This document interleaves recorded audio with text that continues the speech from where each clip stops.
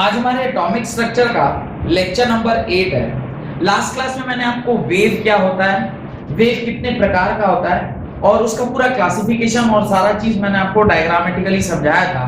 और लास्ट में हम लोगों ने लॉन्गिट्यूडनल वेव किसे कहते हैं और ट्रांसवर्स वेव किसे कहते हैं, इसके बारे में हमने सारा कुछ पढ़ लिया था।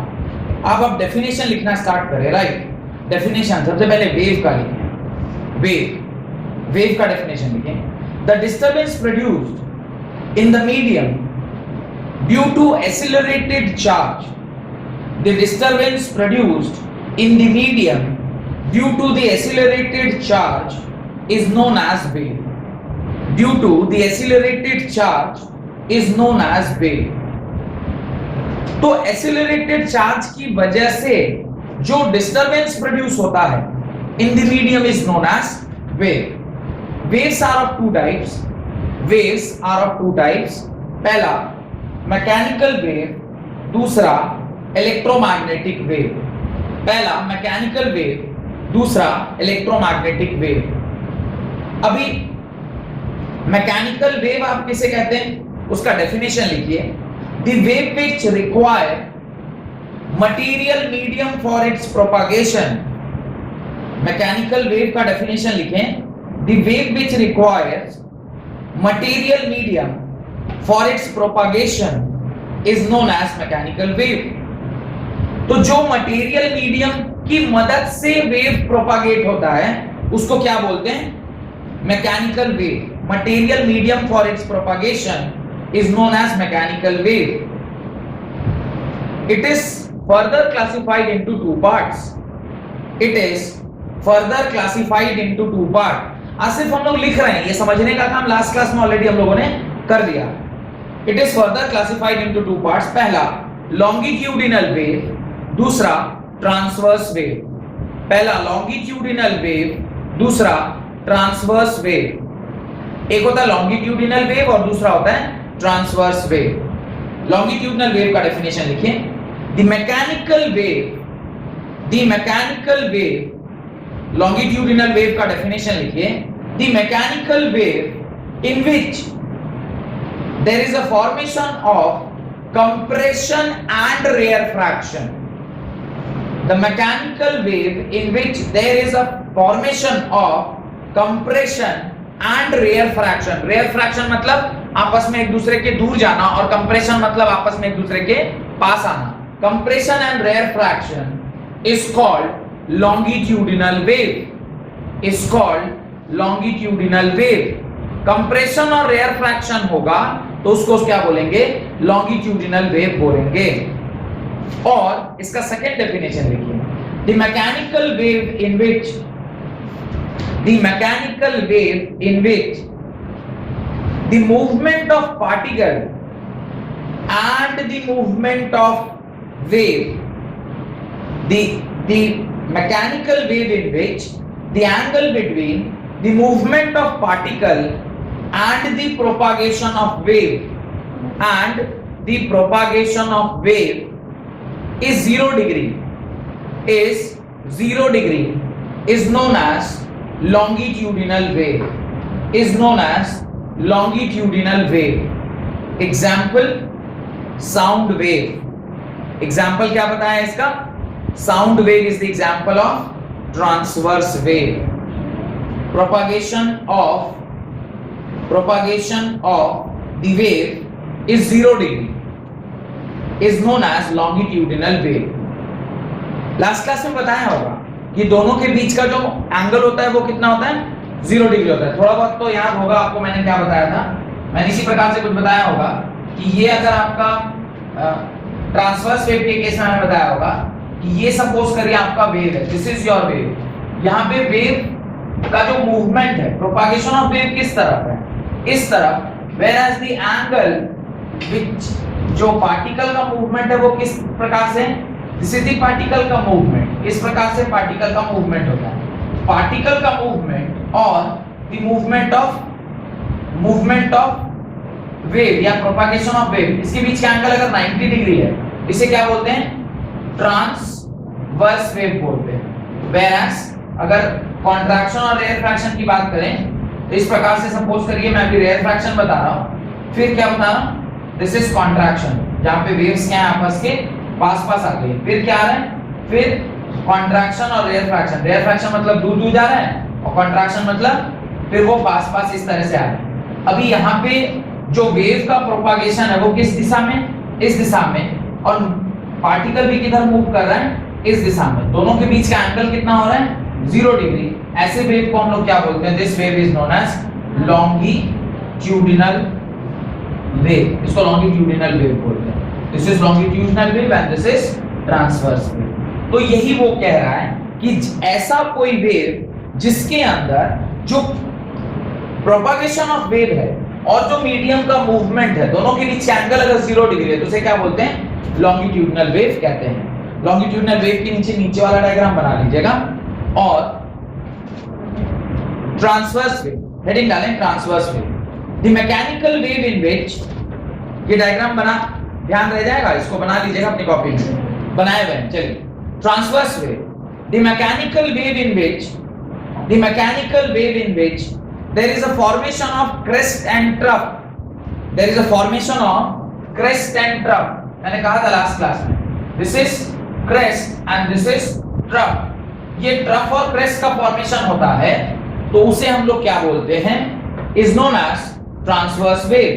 The mechanical wave in which there is a formation of crest and trough is known as transverse wave। उसको ही हम क्या बोलते हैं, transverse wave बोलते हैं। इसका सेकेंड डेफिनेशन लिखिए, the mechanical wave in which, the mechanical wave in which the angle between, in which the angle between movement of particle and propagation of wave, movement of particle and propagation of wave is 90 degree, is 90 degree is known as movement of wave and propagation of wave is 90 degree is known as transverse wave। उसको ही हम क्या कहते हैं, transverse wave कहते हैं। Example, movement of string, movement of string, string समझते हैं, रस्सी। रस्सी को जब आप ऐसे करके कभी देख खेले होंगे, दो लोग अगर रस्सी को पकड़े और एक इधर से झटकता है तो रस्सी कैसे मूव करती है, तो देखा होगा इस तरह से एक वेव आगे की ओर बढ़ता है। वो जो मूवमेंट ऑफ वेव है उसी को हम क्या कहते हैं, ट्रांसवर्स वेव कहते हैं। डेफिनेशन लिखें, इलेक्ट्रोमैग्नेटिक वेव। वेव के अंदर दो पार्ट था ना, एक was mechanical wave and the other was electromagnetic wave. तो इलेक्ट्रोमैग्नेटिक वेव का डेफिनेशन आप लिखें, the wave which do not require, the wave which do not require, the wave which do not require any material medium, any material medium to propagate from one place to another, to propagate from one place to another is known as electromagnetic wave। electromagnetic wave उसे ही हम क्या कहते हैं, electromagnetic wave कहते हैं। the wave which do not require any material medium for its propagation from one place to another is known as electromagnetic wave. मैंने electromagnetic wave का diagram आपको बना के दिखाया होगा।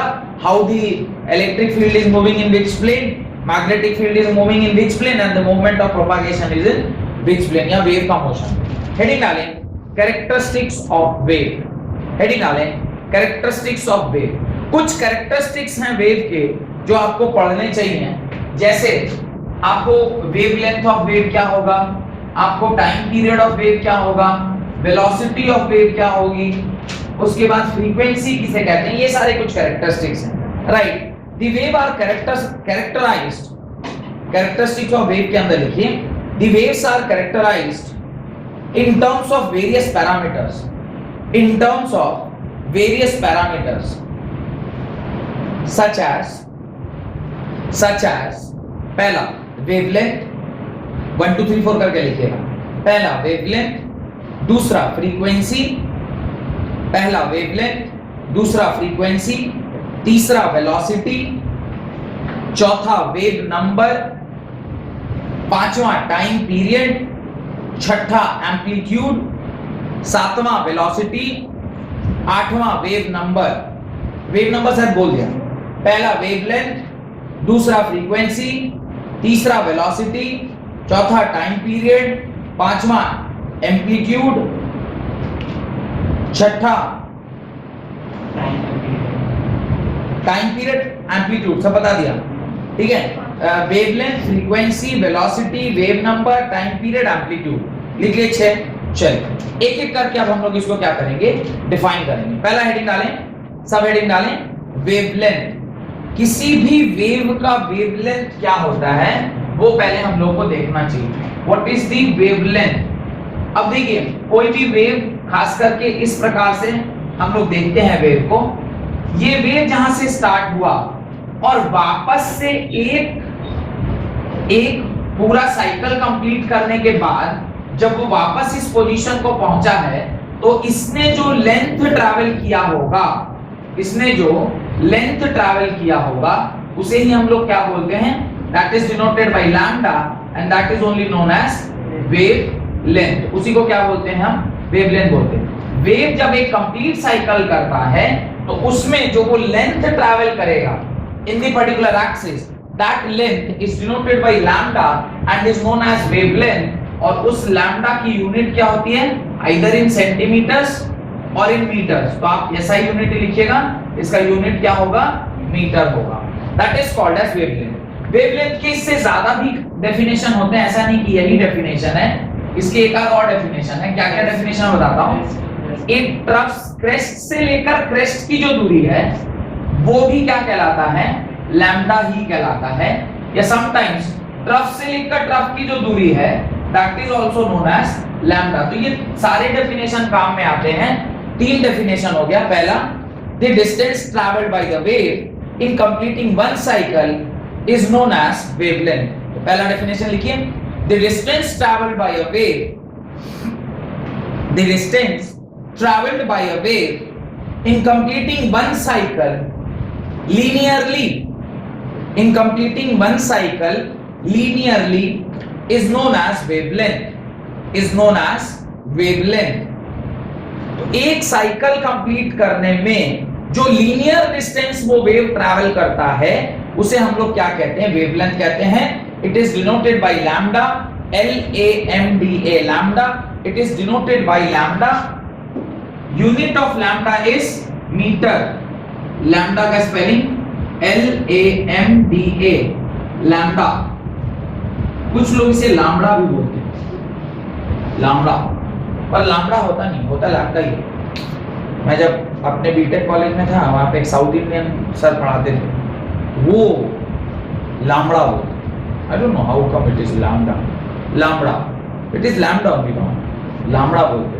क्या ठीक है, वो तो एक्सेंट तो रीजनल पुल हमेशा जगह से जगह में बदलता रहता है। सेकंड डेफिनेशन लिखिए, the distance between two adjacent crest, the distance between two adjacent crest and two adjacent and or two adjacent troughs is also called as wavelength.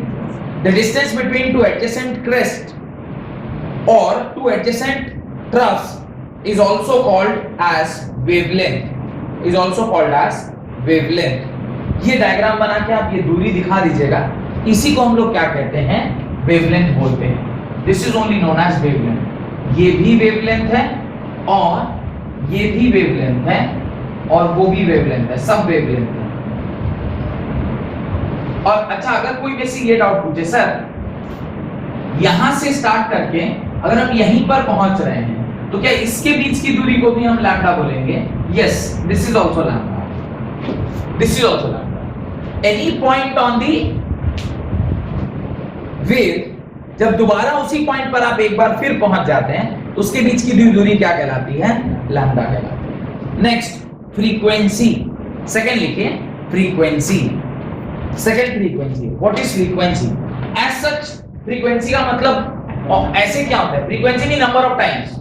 Frequency का सीधा सीधा मतलब है number of times. Number of times कोई चीज अगर repeat कर रही, that is known as frequency. यहां पे फ्रीक्वेंसी का क्या मतलब होता है?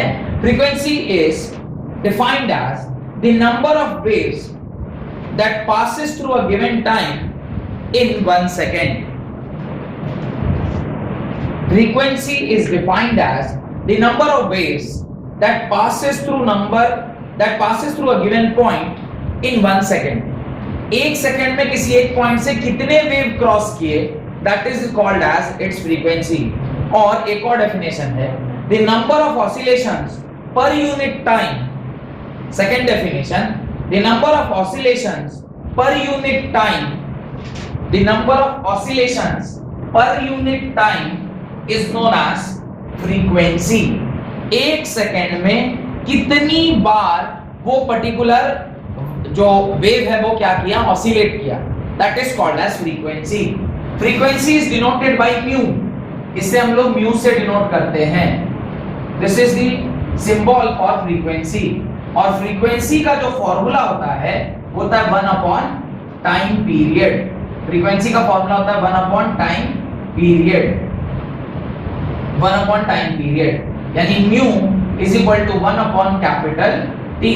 दिस इज द फॉर्मूला जिसको आपको डब्बे में बंद करना चाहिए. Mu is equal to 1 upon time period and the unit of frequency is hertz. HERTZ. Hertz. Unit of frequency is HERTZ denoted by capital H and small z. Hertz से बोलते हैं. और ये आपने कहां देखा होगा, जब कभी भी वेव्स की बात करते हैं, खास करके जब आप रेडियो फ्रीक्वेंसी की बात करते हैं, तो रेडियो फ्रीक्वेंसी क्या होता है 93.5 रेड एफएम. बट दिया आपको वो हर्ट्ज वर्ड कहां सुनने को आएगा वो मैं बताता हूं आपको. जब आप दूरदर्शन वाला जो चैनल है ना, ग्लोबल आकाशवाणी जो नेशनल चैनल है, उसको आप सुनिए, तो वहां पे जब वो एंकर बोलती रहती है ना, अभी आप 108.6 मेगाहर्ट्ज पर ये फलाना कार्यक्रम सुन रहे हैं, वो मेगाहर्ट्ज हर्ट्ज वर्ड आपको देखिएगा वो बोलते हैं. अभी ये 93.5 ये लोग नहीं बोलते, ये हर्ट्ज वर्ड जिनको पता भी है वो हर्ट्ज वर्ड नहीं, वो सरकारी वाले हैं ना, उनको पता है हर्ट्ज क्या है, क्योंकि एग्जाम दे के आया होगा ना. इसमें तो खाली खूबसूरती और बड़बड़ करना आना चाहिए 93.5 उनको, वो एग्जाम क्वालिफाई करके आया तो उसको पता है हर्ट्ज क्या होता है, क्या फ्रीक्वेंसी है नहीं. तो इसलिए वो मेगाहर्ट्ज जो है, मेगा नहीं mega, megahertz. Mega means 10 rays power 6. Mega means 10 rays power 6. अच्छा, इससे इनडायरेक्टली मैंने एक और इंफॉर्मेशन दे दिया. रेडियो वेव का ऑर्डर क्या होता है 10 रेज़ पावर 6 हर्ट्ज का होता है रेडियो वेव का ऑर्डर. रेडियो वेव से ही हम लोग क्या सुनते हैं, गाना वगैरह सुनते हैं. आपने देखा होगा जो गाना वगैरह सुनते हैं. अच्छा, there are 2 types of waves in terms of modulation. एक होता है एफएम. आप लोग जो रेडियो सुनते हैं वो किस पे सुनते हैं, एफएम पे. और एक मोदी जी बोलते हैं मन की बात, वो किस पे बोलते हैं, that is AM. AM means वो amplitude modulation. This is frequency modulation. ठीक है. और एम्पलीट्यूड मॉड्यूलेशन और ज्यादा स्ट्रांग होता है, और वो कभी भी आप उसमें ये के का ची चू ये सब नहीं होगा, और काफी दूर दूर डिस्टेंस आप उससे क्या कर सकते हैं, ट्रैवल कर सकते हैं. बीबीसी लंदन से कोई चीज ब्रॉडकास्ट हो रही है, वो अगर मेरे को इंडिया में सुनना है, हो रही ब्रॉडकास्ट कहां पे, लंदन में, आपको इंडिया में सुनना है, फ्रीक्वेंसी मॉड्यूलेशन में हो सकता है आप वहां से यहां तक आपको ना पहुंच पाए. बट लॉन्ग रेंज वेव जब चाहिए होता है, लंदन से ब्रॉडकास्ट हुआ और आप यहां देखिए, ओलंपिक टोक्यो से ब्रॉडकास्ट हुआ, आप अपने घर में देख रहे थे ना. ये जो ब्रॉडकास्ट हो रहा है ये किस में हो रहा होगा, ये पक्का एम्पलीट्यूड मॉड्यूलेशन में हो रहा होगा. इसका वेवलेंथ थोड़ा ज्यादा रहता है. चलिए क्या, तो फ्रीक्वेंसी के बारे में बहुत कुछ मैंने बता दिया. फ्रीक्वेंसी का डेफिनेशन वो यूनिट क्या होता है, हर्ट्ज होता है. इसके बारे में आपको जानकारी होनी चाहिए. Next, wave velocity. Next is wave velocity. As such wave velocity का आपको क्या लगता है क्या मतलब होगा, the velocity with which a particular wave is travelling is known as wave velocity. Right. It is the distance travelled by a wave. It is the distance travelled by a wave per unit time. It is the distance traveled by a wave per unit time. Full stop. It is denoted by c. It is denoted by c. What is c? c is the speed of light. c is the speed of light. Generally हम लोग electromagnetic wave को क्या मानते हैं, वो किस speed से propagate कर रहा होता है, 3 into 10 raised power 8 मीटर पर सेकेंड से वो प्रोपागेट कर रहा होता है. What is the speed? 3 into 10 raised power 8 meter per second. Right. In vacuum, the speed of electromagnetic wave is, in vacuum, the speed of electromagnetic wave is c is equal to how much? c is equal to 3 into 10 raised to the power 8 meter per second. This is the speed with which wave is traveling, 3 to 10 raised power 8 meter per second, which is also called as speed of light, which is also called as speed of light. यही speed of light है, या इसी को आप speed of heat भी कह सकते हैं। हीट भी इसी स्पीड से ट्रैवल करता होगा ना, क्योंकि वो भी एक इलेक्ट्रोमैग्नेटिक वेव है, वो भी इसी स्पीड से ट्रैवल करता होगा। पर जनरली हीट हम लोग जो एक्सपीरियंस करते हैं वो इन टर्म्स ऑफ मीडियम एक्सपीरियंस करते हैं। जैसे मान लीजिए कोई भट्टी अगर जल रहा है तो क्या यहाँ भी हीट पहुंच रही है, लाइट तो पहुंच रही है पर हीट तो नहीं पहुंच पा रही, बिकॉज यहाँ पर उसको मीडियम मिल रहा है और मीडियम उसको क्या कर रहा है, रोक रहा है। वेयरएज जब हीट आपके सूर्य से निकलकर यहाँ तक पहुंच रही है, वो कौन सा हीट है, that is also electromagnetic wave. इसका मतलब हीट के भी प्रकार होते होंगे। हीट सिंपली एक ही तरह का हीट नहीं होता, there can be thermal heat, there can electromagnetic wave के टर्म्स में हीट एक से ज्यादा, मैग्नेटिक फील्ड अलग हीट क्रिएट करती होगी और इलेक्ट्रिक फील्ड अलग हीट क्रिएट करती होगी, कुछ तो अंतर होगा उसके बीच में, क्लास 12th में पढ़ेंगे उस बारे में। लिखिए टाइम पीरियड, पूरे क्लास 12th में तो आपको यही पढ़ना है ना, आधा दिन आधा चैप्टर इलेक्ट्रिक और आधा चैप्टर मैग्नेटिक, बस पूरे इसमें ही आपका साल पार हो जाता है। लिखिए time period, the time taken by the wave to complete a cycle, the time taken by the wave to complete one cycle is known as time period. Time period किसी भी वेव का कितना है, एक साइकिल कंप्लीट करने में जो wave को समय लग रहा है, that is known as time period. The time taken by the wave to complete a cycle is known as time period. It is denoted by capital T, it is denoted by capital T. Next, amplitude, next is amplitude। Mean position से जो maximum दूरी वो displace हो पाया, उसी को हम लोग क्या कहते हैं, एम्पलीट्यूड कहते हैं। क्या कह रहे हैं, मीन पोजीशन से मैक्सिमम डिस्प्लेसमेंट जो हो पाया। लिखिए the maximum displacement of the wave, the maximum displacement of the wave from its mean position, from its mean position is known as from its mean position is known as amplitude। Maximum displacement कितना हो पाया from its mean position is known as amplitude. Last, wave number. What is wave number?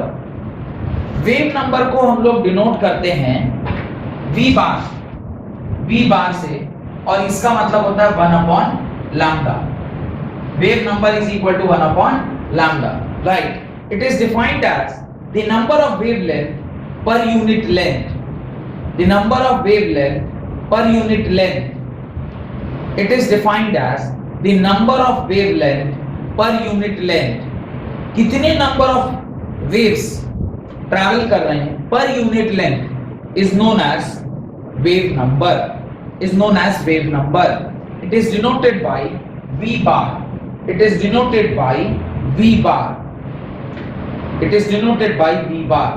और उसके नीचे formula लिख लीजिएगा, V bar is equal to 1 upon lambda, और ये V बार का यूनिट क्या होगा, सेंटीमीटर इनवर्स और मीटर इनवर्स। इसका मीटर क्या होगा, सेंटीमीटर इनवर्स और metre inverse. The unit of V bar will be centimetre inverse और metre inverse. Done. Sub heading डालें। Relationship between wavelength, frequency and velocity. relationship between frequency, wavelength and velocity। frequency, wavelength और velocity के बीच में क्या रिश्ता है, उसको अभी हम लोग चेक करते हैं कि क्या रिलेशनशिप इन तीनों के बीच में एस्टैब्लिश होता है।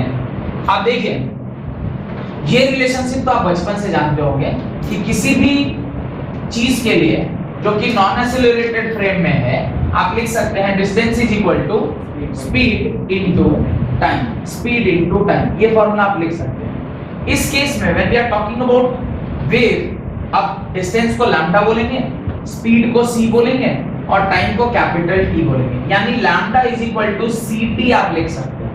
Lambda by t is equal to speed लिख सकते हैं। Lambda into 1/t is equal to c लिख सकते हैं। Lambda into mu is equal to c। Formula बना lambda mu is equal to C. This is a relationship between frequency, this is a speed of light and lambda. Lambda is wavelength, lambda is wavelength. इस प्रकार से इन तीनों के बीच में एक relationship आ गया। Wavelength into frequency is equal to किसके बराबर होता है? स्पीड ऑफ वेव के बराबर होता है। Wavelength into frequency is equal to wavelength के बराबर। कई बार वेव नंबर के टर्म्स में भी हम लोग को इसे क्या करना पड़ता है? निकालना पड़ता है, तो मैं वो भी देख देता हूं। Lambda mu is equal to C के बराबर। Mu is equal to C by lambda, mu is equal to C into 1 by lambda. Mu is equal to C into 1 by lambda is wave number. आप क्या लिखोगे? Mu is equal to C into wave number. ये भी एक relationship है जहां पे frequency is equal to speed of wave into wave number के टर्म्स में भी आप इसे लिख सकते हैं। Frequency is equal to speed into wave number. तो ये भी एक रिलेशनशिप है। इसके ऊपर छोटे मोटे न्यूमेरिकल कभी बार पूछे जाते हैं तो उसका आपको ख्याल रखना चाहिए। Got it? ये आपको समझ में आ गया। हेडिंग डालें प्रॉपर्टीज ऑफ इलेक्ट्रोमैग्नेटिक वेव। अब इलेक्ट्रोमैग्नेटिक वेव्स की हम लोग क्या देखते हैं? प्रॉपर्टी देखते हैं कि कुछ खास उसकी प्रॉपर्टी होती है जो हम लोग एक एक करके लिखेंगे। कुल मिलाकर 3 प्रॉपर्टीज आपको लिखनी है। उसके बाद मैं एक ट्रिक बताऊंगा कि कैसे आप इलेक्ट्रोमैग्नेटिक वेव का जो सीरीज है उसको आप क्या रखेंगे? याद रखेंगे। और फिर लिमिटेशंस देखेंगे कि इलेक्ट्रोमैग्नेटिक वेव थ्योरी की क्या लिमिटेशंस है। लिखना स्टार्ट करिए। पहला point, the oscillating electric and magnetic field. Properties of electromagnetic wave के अंदर में फर्स्ट पॉइंट लिखिए, the oscillating electric and magnetic field. The oscillating electric and magnetic field generated by oscillating charge particle. The oscillating electric and magnetic field generated by oscillating charge particle. The oscillating electric and magnetic field generated by oscillating charge particle are perpendicular to each other, and also to the direction of propagation of wave, ये point में ख्याल से समझाने की आवश्यकता आपको नहीं है। कह रहे हैं कि इलेक्ट्रिक फील्ड और मैग्नेटिक फील्ड आपस में परपेंडिकुलर हैं और वेव जो है वो इन दोनों के क्या है? परपेंडिकुलर है। ऑब्वियसली तीनों 3 डायरेक्शन में होंगे तभी तीनों परपेंडिकुलर होंगे, जो मैंने आपको डायग्राम बना के लास्ट क्लास में दिखाया। Second, these waves do not require, second point, these waves do not require any material medium. These waves do not require any material medium,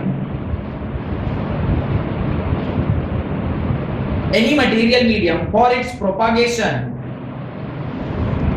and can move in vacuum. इसको एक जगह से दूसरी जगह जाने के लिए कोई मटेरियल मीडियम की आवश्यकता नहीं है और ये इवन वैक्यूम में भी मूव कर सकता है।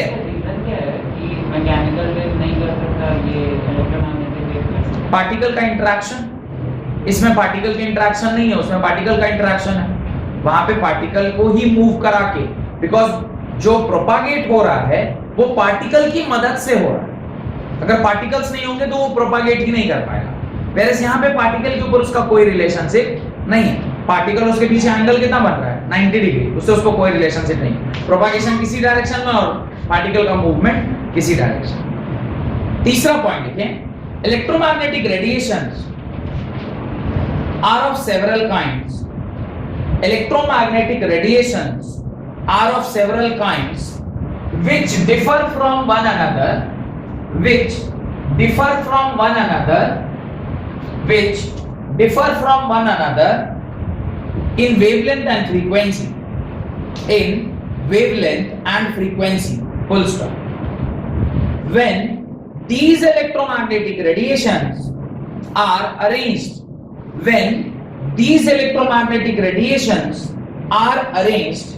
in order of their increasing wavelength,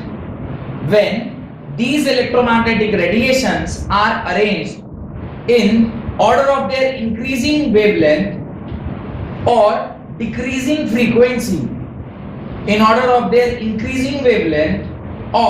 decreasing frequency, the complete spectrum is obtained. The complete spectrum is obtained and is called as electromagnetic spectrum and is called as electromagnetic spectrum. अब देखिए एक करके मैं नाम आपको लिखता हूं और समझाता हूं कि किस तरीके से आपको याद रखना है। पहले एक लाइन लिखता हूं मैं, उसको याद रखिएगा। Sister gamma x-rayed us in medical room।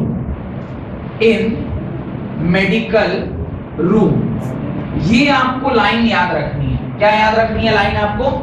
Sister gamma x-rayed us in medical room.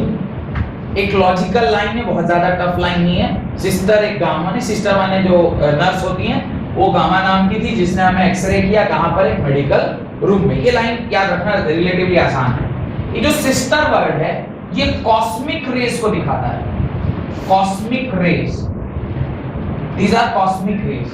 Gamma as the name suggests gamma ray को ही दिखाता होगा। X ray as the name is suggesting कि एक्सरे को ही दिखा रहा होगा। ये यू दिखा रहा ultraviolet, this is ultraviolet rays, this is ultraviolet rays, this is infrared, this is infrared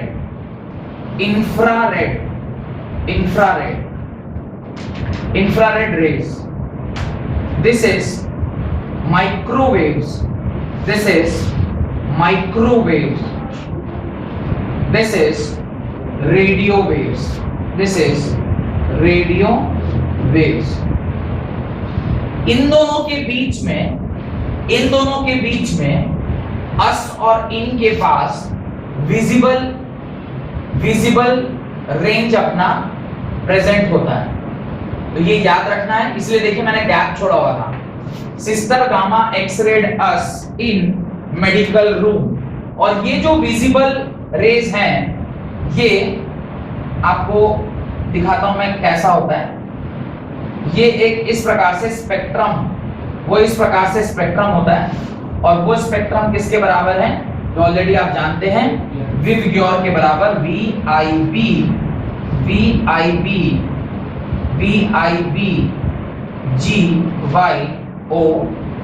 इस प्रकार से विवग्योर होता है। जहां पे ये जो V है इसको क्या बोलते हैं? Violet, this I is indigo, this is blue, this is green, this is yellow, this is orange and last one is red। इस प्रकार से violet जो है वो इस तरह से लिखा जाता है। इसको आप इस तरह से ध्यान रख सकते हैं। अब इसमें एक छोटी सी सीरीज काम करती है, वो मैं भी आपको दिखा देता हूं। विवग्योर GYOR B and this is I। ये इस तरह से विवग्योर होता है। अब आपको एक ट्रेंड बचपन से पढ़ाया जा रहा है। क्या ट्रेंड है? कि red is having maximum wavelength. आपको ये बताया ना, रेड का वेवलेंथ क्या होता है? मैक्सिमम। अगर रेड का वेवलेंथ मैक्सिमम है मींस लैम्डा इसकी क्या होगी? सबसे ज्यादा। यानी जैसे जैसे आप कॉस्मिक से रेडियो वेव्स की तरफ जाएंगे उसका लैम्डा क्या करता जाएगा? इंक्रीज करता जाएगा। और लैम्डा और आप देखिए एक रिलेशनशिप आप लिख देना, lambda mu is equal to C. तो यहां से lambda is inversely proportional to mu होता है। अगर लैम्डा बहुत बड़ा तो म्यू क्या होगा? सबसे छोटा। तो यहां पे म्यू क्या हो जाएगा? डिक्रीज करेगा। यानी ये जो ऑर्डर है from cosmic rays to radio waves, ये इंक्रीजिंग वेवलेंथ, किस डायरेक्शन में? इंक्रीजिंग वेवलेंथ इस पर्टिकुलर डायरेक्शन में। और इसी को डिक्रीजिंग फ्रीक्वेंसी का भी डायरेक्शन बोलेंगे। डिक्रीजिंग CREASI, डिक्रीजिंग फ्रीक्वेंसी का ऑर्डर। अब एक बार आप उस डेफिनेशन को पढ़िए जो अभी आपने लिखा है। Electromagnetic radiations are of several kinds which differ from one another in wavelength and frequency. When the electromagnetic radiations are arranged in order of their increasing wavelength और decreasing frequency, the complete spectrum is obtained and is known as electromagnetic spectrum. तो ये पूरा spectrum आपको इस प्रकार से दिखाई दे दिया। अगले साल क्लास 11th में आपका 8th नंबर चैप्टर का नाम है इलेक्ट्रोमैग्नेटिक वेव्स। चैप्टर का ही नाम है इलेक्ट्रोमैग्नेटिक वेव्स। वहां पे एक एक के बारे में सारा कुछ पढ़ना है, एवरीथिंग। तो पूरे चैप्टर में सिर्फ आप इसी के बारे में पढ़ते हैं, तो वहां पे और डिटेल में पढ़ाएंगे कि कॉस्मिक रे क्या, कॉस्मिक रे की प्रॉपर्टीज क्या, कैसे पैदा होता है, कहाँ यूज होता है, सब कुछ वहां पे हम लोग पढ़ेंगे अगले साल क्लास 12th में। Chapter number 8 of physics alternating current के ठीक बाद आता है, तो वहां पे पढ़ेंगे। फिलहाल अभी आपको क्या करना चाहिए, ये जो मैंने बनाया है इसको आपको अपनी कॉपी में बनाना चाहिए। और याद कैसे रहेगा, याद रखिएगा विब्ग्योर में आर इस तरफ है, आर इस तरफ है, तो रेड का वेवलेंथ मैक्सिमम होता है और वायलेट का वेवलेंथ मिनिमम। यानी इस तरफ क्या हो रहा है, वेवलेंथ बढ़ रहा है। अगर यहाँ वेवलेंथ बढ़ रहा होगा तो ओवरऑल में भी वेवलेंथ उसी दिशा में बढ़ रही होगी। और याद ये भी रखना है कि अल्ट्रावायलेट और इंफ्रारेड के बीच में विजिबल आता है, याद रह जाएगा। इंफ्रारेड रेड के बाहर, तो इससे पहले रेड आएगा, तो रेड कहाँ आएगा, विजिबल रेंज में, तो इसलिए ठीक इसके पहले विजिबल रेंज होगा। और अल्ट्रावायलेट वो रेज होती हैं जिसको ओजोन लेयर क्या करता है, वहीं से वापस भेज देता है। ये अगर हमारे शरीर पे पड़ेगा तो हमें क्या हो जाएगा, स्किन कैंसर होगा और फिर हमारा जीना मुश्किल हो जाएगा। तो ये वहीं पे रुक के और वहीं से क्या हो जाता है वापस। तो ओजोन लेयर डिप्लीशन के बीच में प्रॉब्लम आया था, आप लोगों को ध्यान होगा थोड़ा बहुत। डन, ये सबने बना लिया अपनी कॉपी में। इसके बाद लिखे limitations of electromagnetic wave theory. Limitations of electromagnetic wave theory. The above theory explains the phenomena like diffraction and interference. Diffraction and interference. ना आप अभी डिफ्रैक्शन जानते हैं क्या होता है, ना आप इंटरफेरेंस जानते हैं क्या होता है। You don't know anything about diffraction and interference. आप जो वर्ड्स जानते हैं मैं वो एक बार बोल देता हूँ। You know reflection of light, you know refraction of light, you know one is what, that is one color is divided into 7 colors, dispersion of light, you know 3 phenomena। ये सब क्या है, ये सारे के सारे पार्टिकल नेचर के phenomena है। none of them is a phenomena related to its wave nature। Reflection of light ये एक पार्टिकल नेचर है, रिफ्रैक्शन ऑफ लाइट ये एक पार्टिकल नेचर है, डिस्पर्शन ऑफ लाइट ये भी एक पार्टिकल नेचर है। लाइट किसी चीज पर पड़ेगा और फिर उसके बाद की फेनोमेना स्टार्ट होती है। पर कहीं भी आपको अभी वेव नेचर के बारे में, लाइट का वेव नेचर के बारे में बहुत कुछ नहीं पढ़ाया गया, लेकिन लाइट वेव नेचर पोजेस करता है। ये तो ऐसे भी समझ में आना चाहिए कि मैं लाइट को कहां देख पा रहा हूं। Can I see light? I cannot see light, I can see the impact of light. आप लाइट का इंपैक्ट देखते हैं, आप ये देख रहे हैं कि लाइट से, लाइट अगर नहीं है तो इस रूम में अंधेरा हो रहा है, लाइट है तो मैं आप लोगों को देख पा रहा हूं। लाइट का इंपैक्ट है। अभी अगर मेरे यहीं लाइट ऑफ हो जाए तो मैं अंधेरे में आ जाऊंगा और आपको मैं नहीं दिखाई दूंगा, लेकिन अगर लाइट जल रही है तो आपको मैं दिखाई दे रहा हूं। तो हो क्या रहा है, लाइट से चलने वाली रेज मेरे तक पहुंच रही है, वो मुझसे टकराकर जब रिफ्लेक्ट होके इधर कैमरे की आंख में या फिर आप लोगों की आंख में, कोई वहां भी तो लेंस ही लगा हुआ है, आपकी आंख में भी लेंस है, लेंस को जब टकरा रही है तो फिर वो उससे क्या बना रहा है, इमेज फॉर्मेशन हो रहा है। देन आपका सिंपल है कि वो पहले उल्टा इन्वर्टेड इमेज बनेगा, फिर वो सिग्नल जाएगा ब्रेन को और ब्रेन वापस आएगा। यहाँ पे सॉफ्टवेयर वही काम कर रहा है, अल्टीमेटली हो तो वही रहा है। पर ये जो आपका नेचर है, are you seeing the light itself? You are not seeing light. Light का इंपैक्ट चेक करें, जैसे करंट का इंपैक्ट चेक करें। करंट को ऑन किया तो पंखा चलने लगता है, तो उधर लाइन है, बट आप एक्चुअली करंट को कभी देखे हैं क्या? क्यों आप करंट नहीं देखते, करंट के इंपैक्ट को देखते हैं। तो वो चूंकि वेव नेचर का, इसलिए आप उसके इंपैक्ट को चेक करते हैं, उसको चेक नहीं कर पाते। तो ये जो थ्योरी है वो उसके वेव नेचर वाले फेनोमेना को बहुत ज्यादा एक्सप्लेन नहीं कर पाते। देख क्या लिखा है, the above theory explains। तो ये डिस्पर्शन क्या बोला, डिफ्रैक्शन और इंटरफेरेंस तो समझा पा रही थी क्योंकि ये वेव फेनोमेना है। Dispersion of light and diffraction of light and interference. Interference के बारे में थोड़ा बहुत मैं बता देता हूं आपको। इंटरफेरेंस के बारे में कोई पहले बताया? There are 2 types of interference, ये सबने लिख लिया होगा। There are 2 types of interference, ध्यान दीजिएगा तो समझ में आ जाएगा, बहुत ज्यादा रॉकेट साइंस नहीं है उसके अंदर। There are 2 types of interference, one is constructive interference. एक क्या है, कंस्ट्रक्टिव इंटरफेरेंस। कंस्ट्रक्टिव इंटरफेरेंस किसे कहते हैं? कंस्ट्रक्टिव इंटरफेरेंस बोलते हैं जब 2 वेव सेम फेज में हो, यानी ये भी एक वेव है और इसको मैंने ऐड किया है एक दूसरे वेव के साथ। ये दोनों वेव को मैंने ऐड किया। अभी जो इसका रिजल्टेंट वेव आया वो कैसा आएगा, इसका मैग्नीट्यूड क्या हो जाएगा, बहुत बड़ा हो जाएगा। इसका मैग्नीट्यूड क्या हो जाएगा, बड़ा।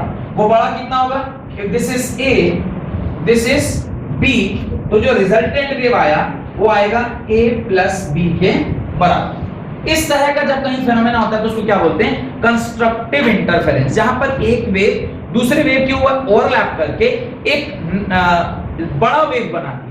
अब आप इसको कहां देखें, वो फील्ड में आप बोल रहे थे क्रिकेट ग्राउंड में जो चार शॉट बनता है। नहीं वो तो डिफ्रैक्शन। इसको आप कहां देखें, इसको आप देखे होंगे एक ऐसी जगह मैं बताता हूं जहां पे आप इसे बिल्कुल एकदम फील कर पाएंगे। अच्छा, मैं चाहता हूं उससे पहले मैं कंस्ट्रक्टिव के बाद साथ वो डिस्ट्रक्टिव इंटरफेरेंस भी दिखा दूं, ताकि मैं जब कंस्ट्रक्टिव और डिस्ट्रक्टिव बता दूं फिर उसका एग्जांपल दूंगा तो आप उसके साथ क्या कर पाएंगे, रिलेट कर पाएंगे। कई ऐसे फिनोमेना होते हैं जहां पे डिस्ट्रक्टिव इंटरफेरेंस होता है, डिस्ट्रक्टिव इंटरफेरेंस, डिस्ट्रक्टिव इंटरफेरेंस। अब देखिए डिस्ट्रक्टिव इंटरफेरेंस कहां होता है, जहां पर मान लीजिए ये एक वेव है, this is one of the wave, और इसके साथ आपने जोड़ा एक ऐसे वेव को जो एग्जैक्टली उसके क्या था, अपोजिट था। This was A and this was B, तो जो रिजल्टेंट आएगा वो क्या आएगा, a माइनस बी कुछ बनेगा। इसका जो रिजल्टेंट आएगा वो क्या निकलेगा, a माइनस बी। ये क्या होगा, a माइनस बी। अब ये क्या कर रहा है, उसके इंपैक्ट को क्या कर दे रहा है, रिड्यूस कर दे रहा है। अब इसको आप लोग कहां देखे हैं, डे टू डे लाइफ में आपको बता दूं। इसको आपने देखा होगा, एक आपने गाड़ी का नाम सुना होगा बुलेट, रॉयल एनफील्ड। उसकी आवाज कैसे आती, टुक टुक टुक टुक टुक टुक, कुछ चलता है तो इस तरह की आवाज आती है। अच्छा, एक होता है स्कूटी, नई नई जब आप खरीद के लाते हैं, साउंडलेस। कुछ गाड़ी जैसे होता है ना सिंपल स्प्लेंडर वगैरह, साउंडलेस रहती इनिशियली, बाद में फिर आपको चलाते हैं तो थोड़ा गड़बड़ाता है, फिर वहां से भी छोटी छोटी आवाजें आने लगती है। जब आवाज आने लग जाती है ना, हम कहते हैं इसका मतलब सर्विसिंग रिक्वायर्ड है। होता क्या है, वहां भी अगर वो टुक टुक टुक टुक जो वो साउंड आ रहा है, इफ आप उसको सुन पा रहे हैं, इसका मतलब वो वेव है।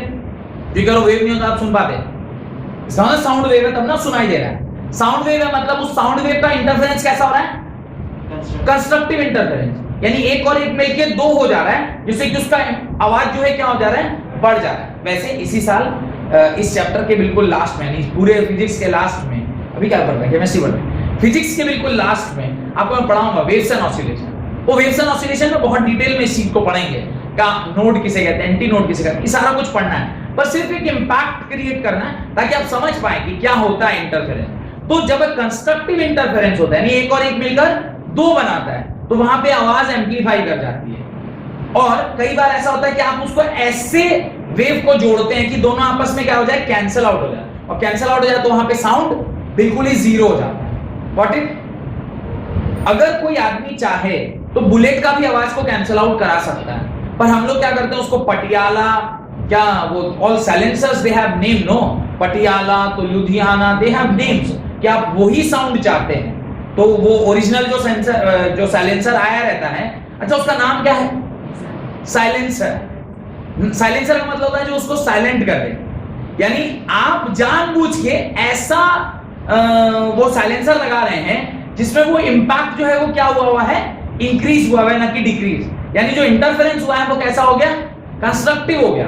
और एक्चुअली जब गाड़ी खरीदा के आई थी उसमें जो साइलेंसर लगा था उसका इंटरफेरेंस कैसा रखा गया था, डिस्ट्रक्टिव, इसीलिए उसका नाम था साइलेंसर। जो आवाज आएगी, क्योंकि हवा है, कार्बन डाइऑक्साइड निकल रहा है, अब उसको अगर आप हवा तेजी से चलते हुए निकलेगा तो वो इधर कंस्ट्रक्टिव इंटरफेरेंस करेगा और डिस्ट्रक्टिव इंटरफेरेंस। अगर कंस्ट्रक्टिव कर गया तो साउंड बढ़ जाएगा। तो जानबूझ के उसको ऐसा लेंथ दिया जाता है उस साइलेंसर का कि ठीक उसी पॉइंट पर रास्ता बंद हो जहां पे ये डिस्ट्रक्टिवली इंटरफेयर कर रहा होगा, ताकि आवाज बिल्कुल धीरे आए। तो जब नई नई गाड़ी आती है आप देखेंगे उसमें बहुत कम साउंड रहता है, चाहे आप कार खरीदें या फिर आप बाइक खरीदें, उसमें आवाज बहुत कम रहता है। और बुलेट भी जब नई नई आती है उसमें कोई आवाज नहीं होता है। अगर आपने एकदम बिल्कुल ब्रांड न्यू बुलेट खरीदे होंगे, मेरे पास थी, तो उसमें कोई आवाज नहीं होती। आप आवाज डलवाते हैं, आप उसके मैकेनिक के पास जाते हैं, इसमें वो वाला आवाज नहीं आ रहा जो आना चाहिए, बोले साइलेंसर चेंज कर दीजिए, इसमें पटियाला लगवा लीजिए। देखिए उसका पटियाला आप लगाए और डुक डुक डुक डुक डुक डुक चल रहा है, हल्के भी दे रहा है रेस तो पूरे आवाज में चलती है, 10 के स्पीड में भी चल रहा है तो लगेगा जैसे बहुत आवाज आ रही है। That is the concept of destructive and constructive interference. ये इंटरफेरेंस कब हो सकता है? Interference takes place when there is a wave. तो इलेक्ट्रोमैग्नेटिक वेव ये सारे फेनोमेना को तो एक्सप्लेन करती है, लेकिन जिसका पार्टिकल नेचर वाला फेनोमेना है उसको एक्सप्लेन नहीं कर पाती। यही बात दिखाना चाहता हूं। लिखिए, the above theory explains the phenomena like diffraction and interference, but following are some observations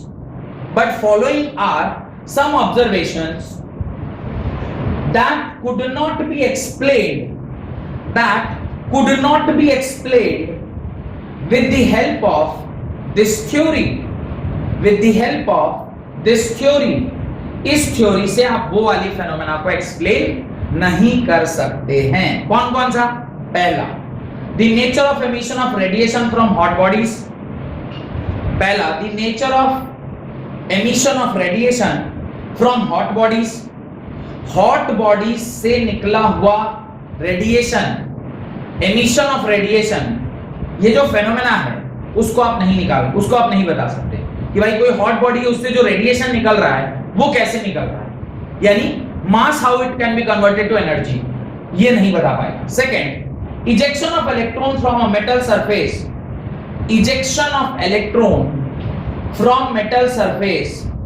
when radiation strikes it, ejection of electron from metal surface when radiation strikes it, जब रेडिएशन उसके ऊपर स्ट्राइक करेगी, radiation मतलब wave किसी metal पर strike की तो वो इलेक्ट्रॉन जो कि पार्टिकल नेचर उसको कैसे निकाल दिया, ये भी फेनोमेना ये समझा नहीं पाएगा। ब्रैकेट में लिख लीजिएगा, this is only photo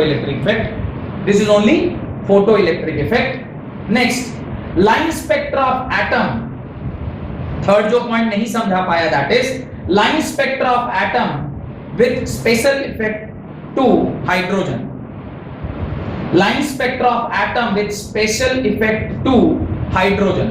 hydrogen में जो लाइन स्पेक्ट्रा है उसको भी वेव थ्योरी नहीं समझा पाई। Last, variation of heat capacity of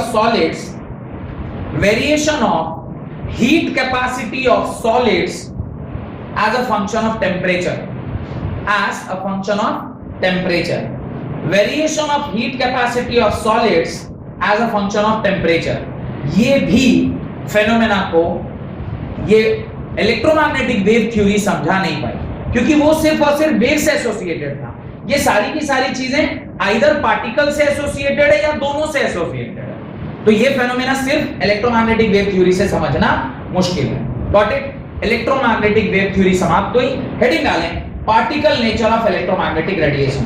heading डालें, particle nature of electromagnetic radiation, जिसको प्लैंक्स क्वांटम थ्योरी के नाम से हम जानते हैं। हेडिंग डालिए, particle nature of electromagnetic radiation, जिसको हम प्लैंक क्वांटम थ्योरी के नाम से जानते हैं। आपके मन में अभी वापस से मैं थोड़ा सा एक पिक्चर क्लियर करना चाहता हूं कि क्या हो रहा है। रदरफोर्ड का मॉडल डिस्ट्रॉय हो चुका है। रदरफोर्ड के बाद बोर साहब ने अपना मॉडल बनाया।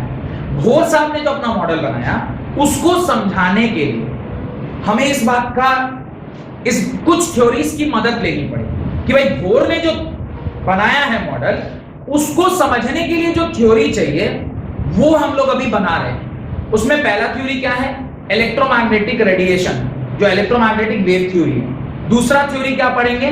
प्लैंक्स क्वांटम थ्योरी पढ़ेंगे। ये दोनों थ्योरी पढ़ लेने के बाद डुअल नेचर पढ़ेंगे। डुअल नेचर पढ़ने के बाद तब बोर एटॉमिक थ्योरी में जाएंगे, जहां पे हम उसका वेव नेचर भी चेक करेंगे और वहां पे उसका पार्टिकल नेचर भी चेक करेंगे। अभी तक जितने भी थ्योरीज थी वो सिर्फ और सिर्फ किसके बारे में बात कर रही थी? पार्टिकल्स के बारे में बात कर रही थी। अभी तक किसी ने वेव के बारे में कोई बात नहीं की। एक आइडिया लग रहा है कि क्या कर रहे हैं? आपने यही लिखा भी है, in order to improve Rutherford atomic model the two new concept played a major role। पहला wave nature of electromagnetic radiation and दूसरा particle nature of electromagnetic radiation। तो आज से 2-3 दिन पहले जब मैंने आपको development leading to Bohr model of atom का हेडिंग दिलवाया था, उसके नीचे यही दोनों बात मैंने लिखाई थी। बहुत बहुत धन्यवाद आज की क्लास में।